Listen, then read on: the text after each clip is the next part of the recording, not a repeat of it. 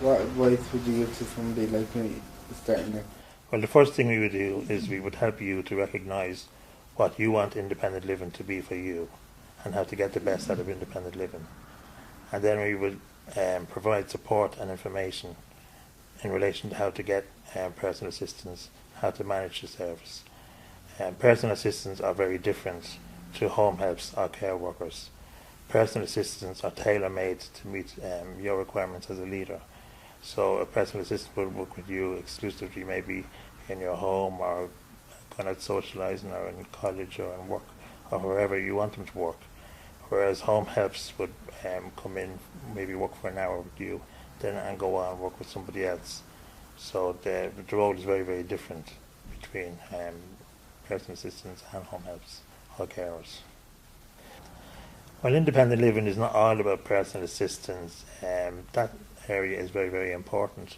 But examples like environmental controls or assistive technology is also very beneficial in relation to independent living. And somebody like Paul Sinclair from the CRC will be able to provide much more information about things like that.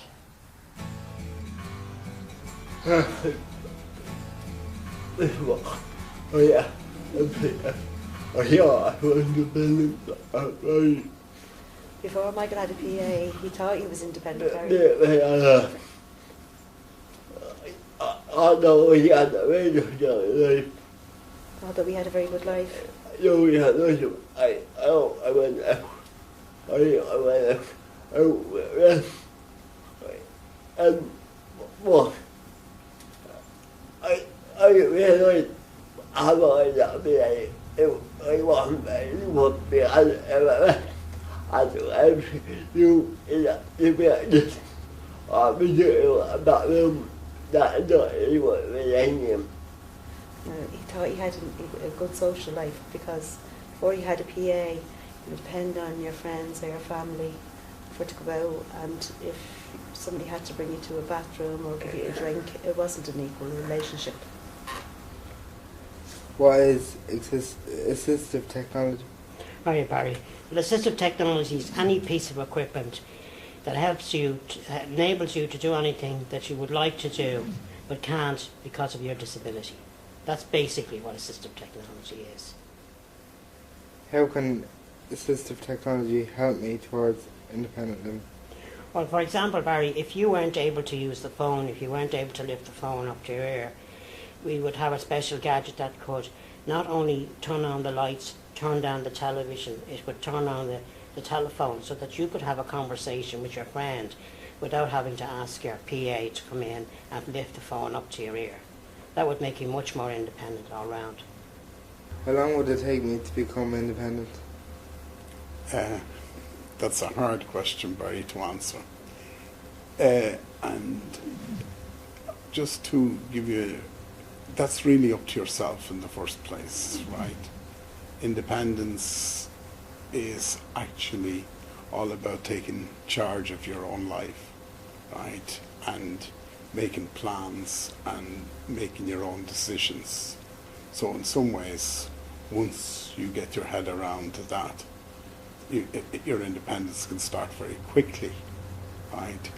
The support that you need to live independently and to live the life that you choose can be a bit of a struggle and can take a little bit longer, especially if you need PA service or if you need accessible transport and things like that.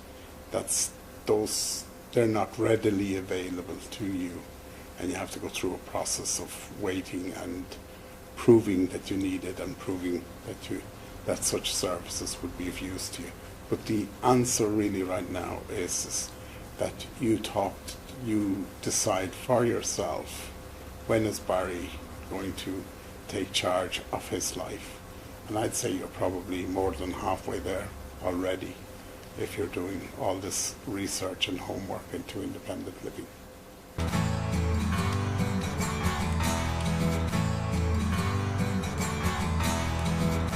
Hi Barry, how can I help you today? Hello. I'm just wondering, I'm interested in going back to further education. I'm wondering how to go about it. Well, Further education is actually courses you do when you leave school. So obviously you've finished school, and the best place for you to go would be to go to your local VEC or further education college, and there's lots of them locally, and they usually run in the local schools.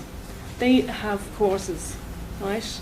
And if you contact them and you tell them what you're interested in, they'll give you all the information around the courses they have, and most of those courses are certified. And these courses are really good because they're like a first step to getting employment. How can education help me towards independent living?